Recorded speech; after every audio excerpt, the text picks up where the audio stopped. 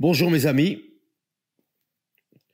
que Dieu vous bénisse tous, que le Saint-Esprit vienne illuminer notre compréhension pour que nous puissions comprendre sa volonté pour notre vie. Non seulement cela, parce que comprendre la volonté de Dieu pour votre vie, c'est une chose. Maintenant, une autre chose, c'est d'avoir le courage d'exécuter la volonté de Dieu. Et c'est ce qui s'appelle la foi. C'est-à-dire, ça ne sert à rien de connaître la volonté de Dieu. Nous devons avoir la foi, c'est-à-dire le courage pour obéir à cette voix, obéir à la parole, obéir à cet appel, à cette compréhension. C'est pour cela que le diable, le texte sacré dit que le diable a aveuglé l'intelligence des incrédules. Les incrédules ont l'intelligence aveuglée. Ils n'arrivent pas à voir, à comprendre la parole de Dieu parce que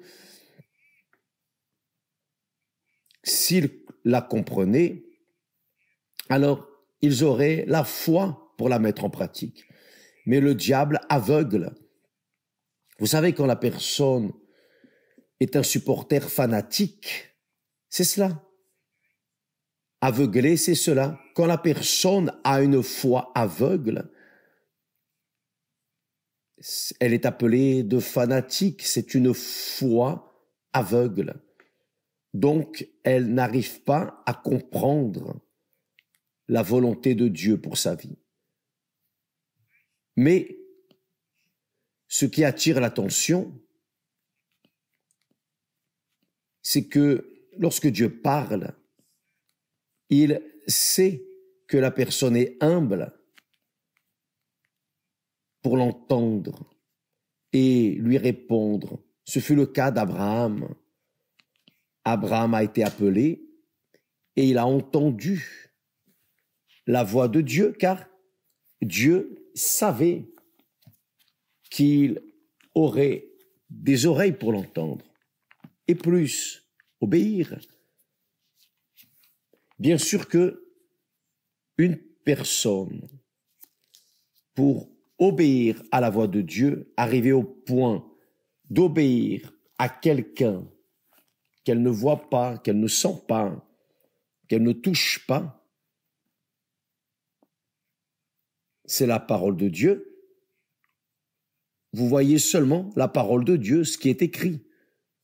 Mais vous ne voyez pas Dieu, vous ne sentez pas, ni moi. Nous ne sentons pas Dieu, nous ne voyons pas Dieu, nous ne touchons pas Dieu. Mais nous croyons dans sa parole. Et cette croyance, vous croyez, vous mettez toute votre vie en elle. Et ça, c'est croire. Et Dieu parle de manière claire pour que la personne puisse le comprendre et pratiquer ce qu'elle a compris. Ce sont des personnes ainsi que le Seigneur Jésus appelle d'enfants. Le Seigneur Jésus a dit très fort, le Seigneur Jésus a dit,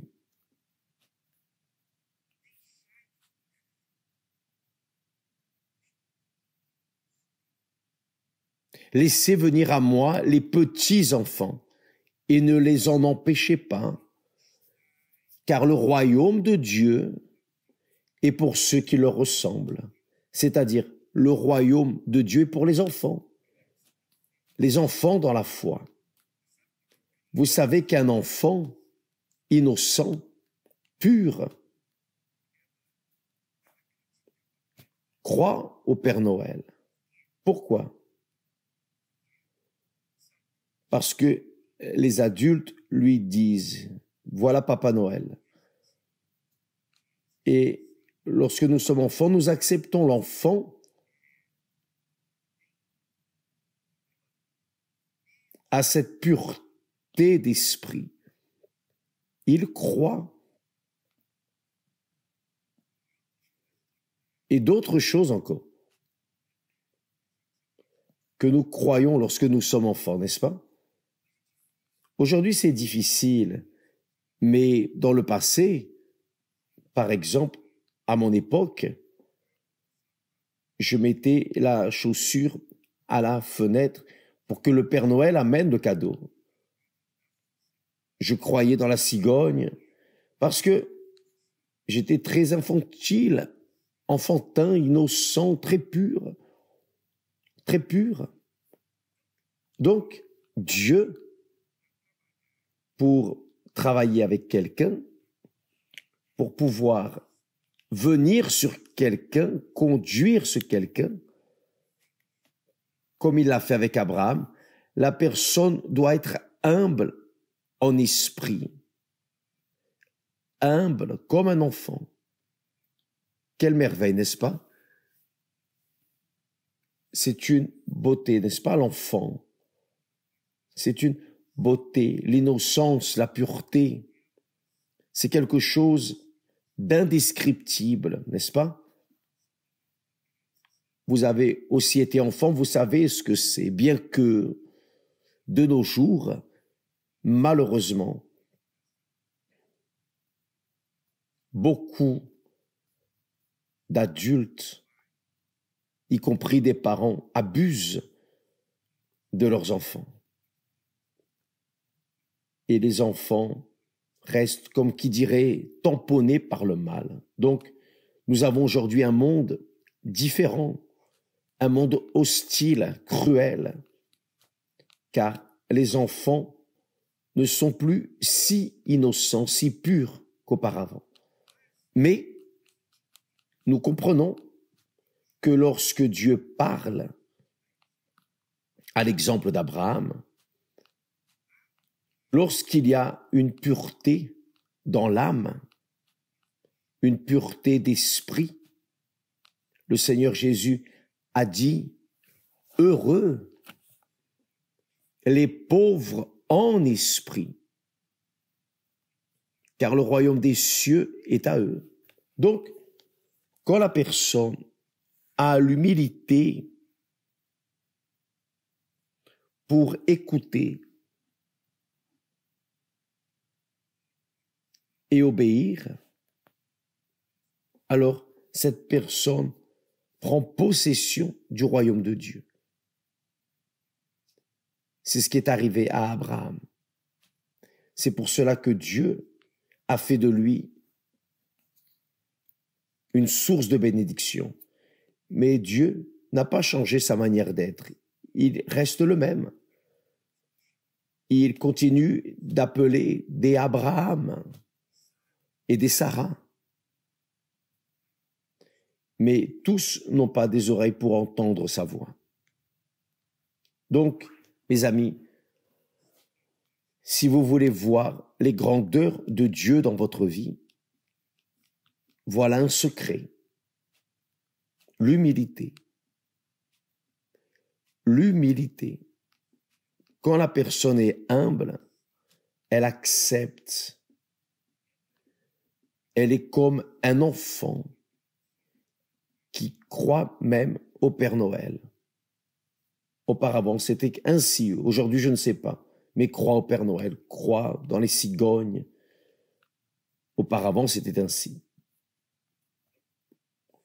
Donc, quand vous, avec la pureté dans l'âme, avec cette sensibilité infantile, lorsque vous écoutez la parole de Dieu et acceptez et recevez et vous livrez et obéissez, alors le Saint-Esprit vous donne la foi, le courage. La foi vient de l'Esprit de Dieu.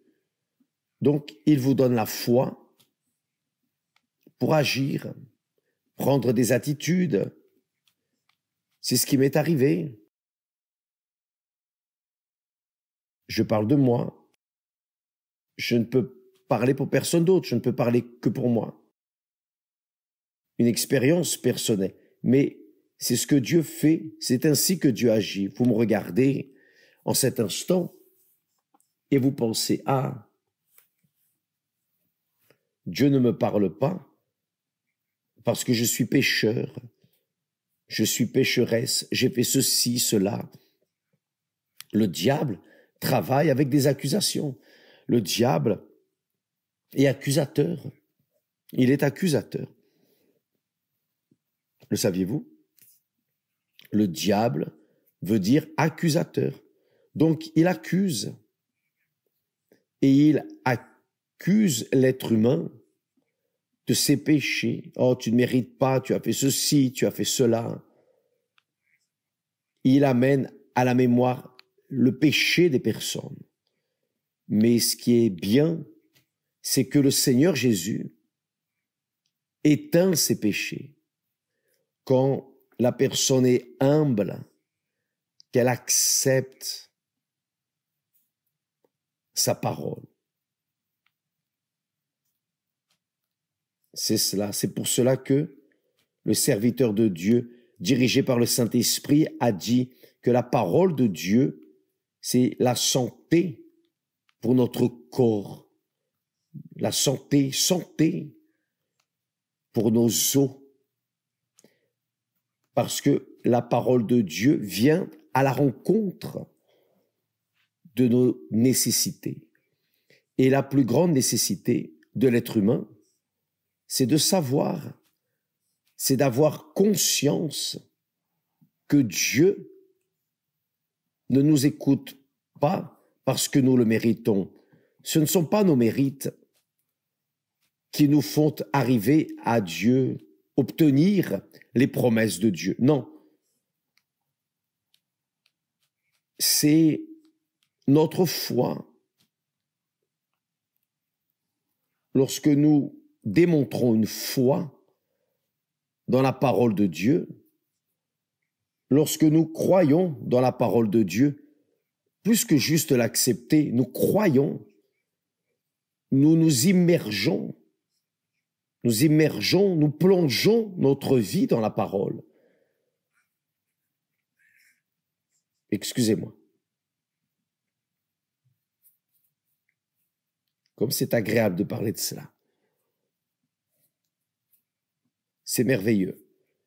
Merveilleux. C'est magnifique parce que naît une espérance, une foi jeune,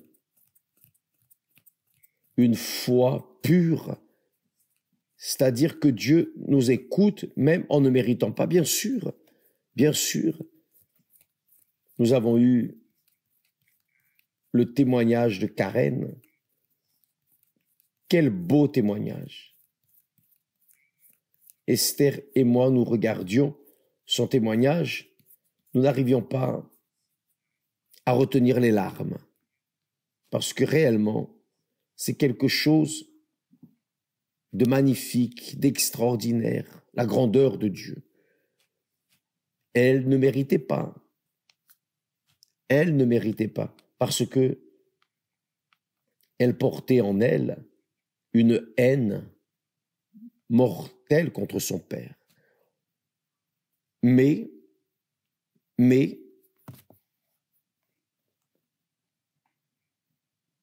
sur le lit de mort, quand elle a dit « Oh Dieu », elle ne connaissait pas Dieu, mais elle savait qu'il existe. « Oh Dieu, si tu existes, enlève-moi de là. » Et Dieu a écouté sa voix. Elle était pécheresse. Elle ne voulait pas pardonner à son père. Elle voulait que son père meure. Mais Dieu a montré à Karen, même dans le péché, qu'il existe. Donc, Dieu lui a été bénéfique. Dieu a écouté cette prière. Si le Seigneur existe, retire-moi de cette situation. Et c'est ce que nous allons faire ce dimanche. La clameur de Anne. Mais pour que la personne vienne recevoir, elle doit clamer. Ça ne sera pas le pasteur, ce ne sera pas l'évêque. Nous n'allons pas imposer les mains sur votre tête. Non. Vous allez monter sur l'autel. Vous allez choisir un coin dans l'église parce que tout le monde ne pourra pas monter sur l'autel, mais vous allez choisir un coin et vous allez mettre là la tête sur le mur de l'église,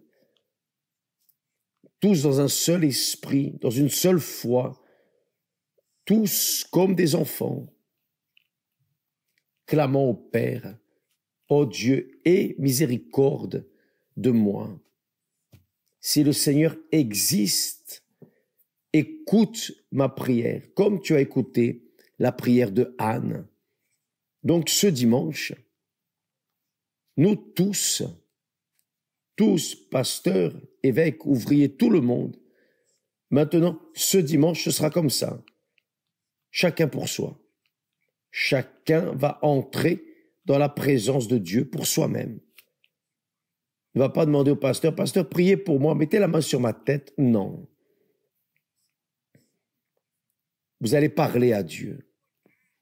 Comme Karen, qui a parlé à Dieu sur son lit de mort. Elle a parlé, elle a pensé, elle a juste pensé. Si le Seigneur existe, juste ça. Si le Seigneur existe, c'est-à-dire une prière qui n'a pas duré 5 secondes, une chose petite, si le Seigneur existe, enlève-moi de là.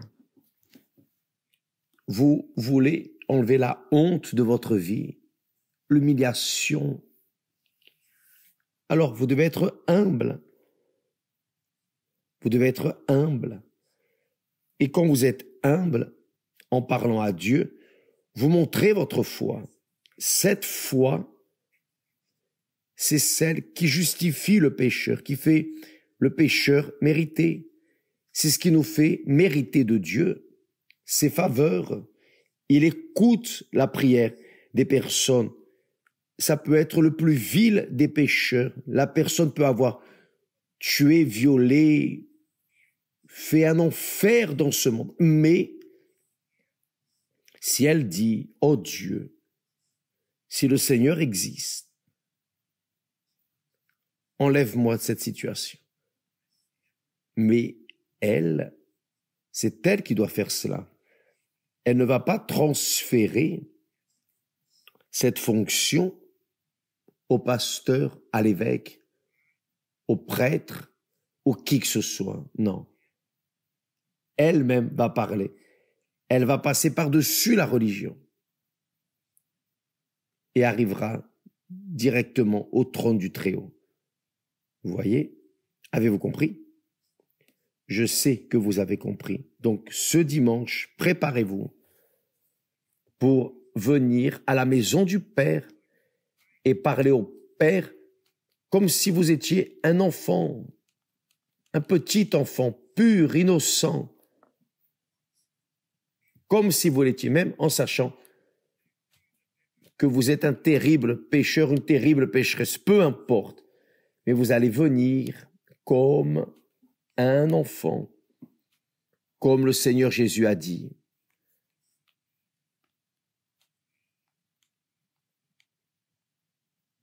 Quiconque ne recevra pas le royaume de Dieu comme un petit enfant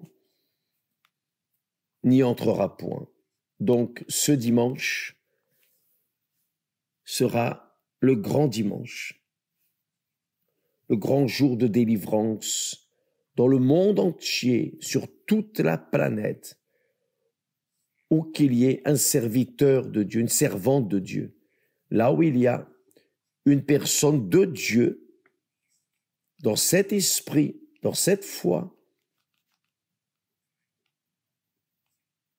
cette personne sera entendue, car Dieu, j'ai la certitude qu'il va entendre, car, en fin de compte, ce ne sera pas une demi-douzaine de personnes. Même si c'était 2 ou 3, ce serait déjà suffisant pour qu'il entende, mais ce seront des millions de personnes répandues dans ce monde entier, qui seront dans le même esprit, dans la même foi, dans une seule foi, comme des enfants, comme des petits-enfants, invoquant le Dieu très haut. D'accord? Que Dieu vous bénisse tous et à demain, au nom du Seigneur Jésus. Grâce à Dieu.